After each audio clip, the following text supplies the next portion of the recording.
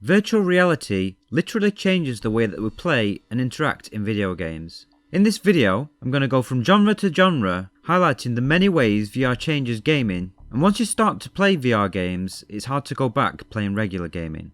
Let's start with first-person shooters. This is probably one of the most transformed genres, with pretty much every element different from non-VR games. Aiming guns goes from aiming with a mouse or thumbstick and simply moving a cursor around on the screen, to physically holding motion controllers in your hands, which track your movements one-to-one. Pistols feel the most natural, where you move your hand completely freely from where you're looking, and you have to hold your real hand out, line up the sights and pull the trigger.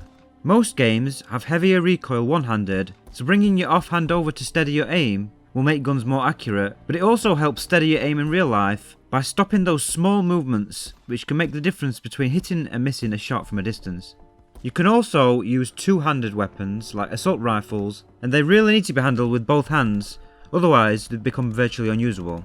This complete freedom to move your hands around allows you to do things like blind fire over and around cover, and you can also do some stylish kills like John Wick. Then you have reloading. Regular gaming, you press a button and watch an animation. In virtual reality, you are the animation. Some games simplify reloading, so you quickly pull your hands down and then back up again, but most games have full manual reloading. This is where you have to eject the magazine, grab a new one, slot it into the gun with your hands, then rack a slide to load the new bullet in the chamber if the gun was empty. It adds a new layer of depth to the gameplay. It requires skill, and as you play more you get better and quicker at it, giving you an edge in a multiplayer game. Each gun handles differently, with some guns allowing you to knock out the old mag and quickly slot in a new one. Light machine guns require several steps, including removing the old drum, slotting in the new one, lifting up a flap, loading up the belt up to the top, and then pushing the flap back down, and then finally racking a slide. Shotguns require pumping between shots, then manually loading each shell. It gives each gun its own character. You have to learn how to handle each gun properly to get the most out of it, rather than just pushing a button and waiting for an animation to finish before you can shoot again. Using grenades in flat, you aim the reticle where you want to throw and press a button. In VR, you have to grab the grenade with your hand, use your other hand to pull out the pin, then throw it by physically moving your hand in a throwing motion and release the grip. Even swapping weapons is different. Non-VR, you usually have a hot swap button to swap between two weapons, or you can hold another button to bring up a weapon wheel, then use the thumbsticks to select the weapon you want. With VR, it differs depending on the game. Like Half-Life Alyx uses something similar to a weapon wheel, but you hold the button and then move your hand to where the weapon is you want to switch to. Most games have physical holsters where you have to grab the weapons from parts of your body. Some have designated slots for your main weapon, sidearms and grenades, and some give you more freedom, like hot dogs, horseshoes and hand grenades, that have bubbles you can slot weapons into in any order you want. Boneworks has certain points for bigger or smaller weapons, like 2 slots over the shoulder for larger weapons, or pistols which go under the armpit area. It's yet another layer of depth where you have to learn the game's holster system so that you can quickly switch between weapons without having to look, and can cause some moments in something like Saints and Sinners where you're swarmed by a horde, end up dropping your gun in panic, and things escalate, and it makes for some really great, more dynamic moments in games over just pressing a button and always having the weapon you want. Most VR systems also allow for full movement of your real body, and some games even require it, like Pistol Whip, where you're on rails and if you don't physically move and dodge around, you're gonna die. Check out this boss fight against Mia in Resident Evil 7 with the VR mod, where you can pop off a few shots, then literally duck and dodge her attacks in real life. They're relying on it.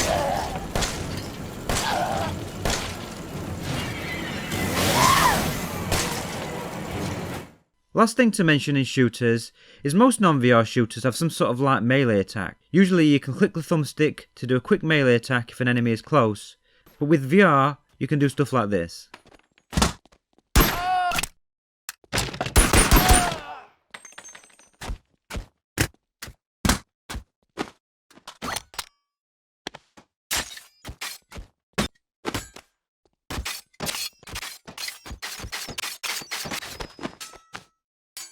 Let's move to more melee focused games. There aren't many first person melee focused non-VR games, but the gameplay is pretty much the same with most. You have a heavy attack, a light attack, and some sort of block. Different VR games handle melee combat in different ways, but you always have full control of the weapon, so you can swing the sword in any direction you want.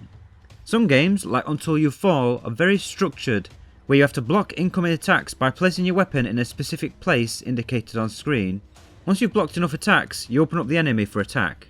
Others allow for full freedom, like Blade and Sorcery, where you can do whatever you want. They use physics, so the blade will actually collide with the enemies or other objects in the world, and you can slash or stab, and generally are much more dynamic. There's something very brutal about stabbing an in-game character in the face when you feel like they're right in front of you. Some games also have the ability to dismember. Games like Hellsplit Arena, Blade and Sorcery, Boneworks, and The Walking Dead Saints and Sinners also try to simulate weight of objects and weapons in different ways, so you can't just pick up something that should be heavy and move it around like it weighs nothing. I think melee focused games is the hardest to really get to feel right in VR, and I expect that we'll see lots of creativity in this genre from game developers as they experiment and fine tune things. I don't think any game's perfectly nailed it yet. They all have the pros and cons, and it all depends what the developer wants in terms of how the game should be played and the overall theme of the game.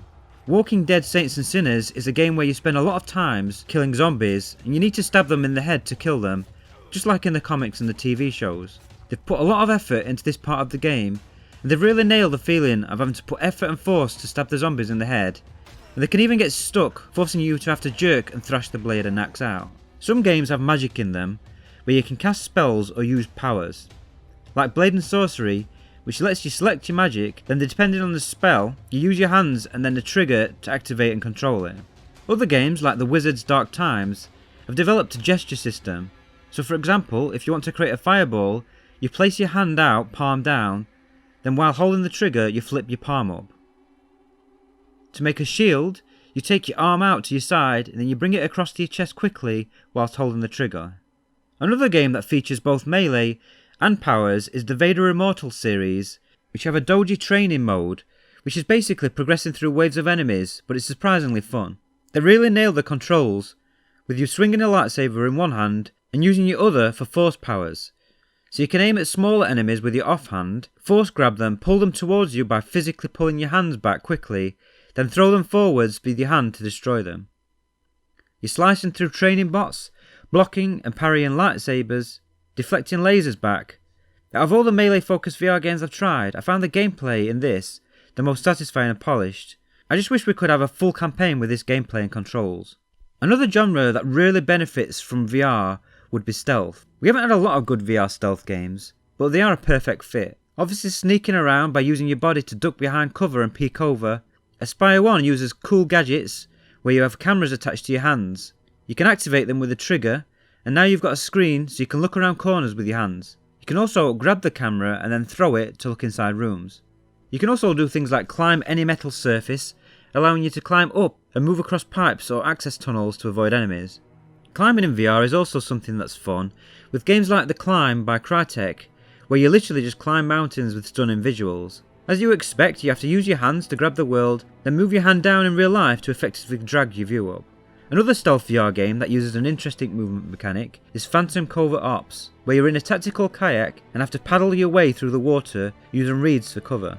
You get a bunch of weapons and the cool cutting tool you can use to cut open panels and open locks. Survival games also work well in VR. Things like crafting, which are normally just done out of VR by moving around a menu and pressing buttons. In VR, crafting is much more involved, with games made from the ground up like Song in the Smoke, where you have to bang rocks together to create flint. You can put things in a pestle and mortar and literally have to grind them into paste. Green Hell is a game that's originally flat, got a very loving and excellent VR port recently. You can strike a machete on a rock to create sparks to light a fire. You can heal by wrapping your arms with leaves. You chop trees down by physically swinging an axe and chopping it down with your hands. Swimming is done by actually moving your hands like you are doing the breaststroke. Swimming is actually something that's really fun in VR. Freediver Triton Down is the best VR game I've tried where swimming is your main focus. You have to escape a sinking ship, you're moving your hands to swim, grabbing the world by pulling yourself through the water. It's truly immersive, and these are the sorts of games where you can lose yourself in the game. It's a shame that it's very short at 45 minutes long. A longer game that also uses some really good movement is Lone Echo. an Oculus exclusive story-driven space exploration game with AAA visuals and polish. You move by physically grabbing the world like in Freediver, but you can push yourself off, and because you're in zero gravity, you float indefinitely until you grab or bump into something to stop yourself. You also get little thrusters in your wrists which you can use to steer yourself. While we're on the topic of interesting movement mechanics, a few games have you literally swinging through the world.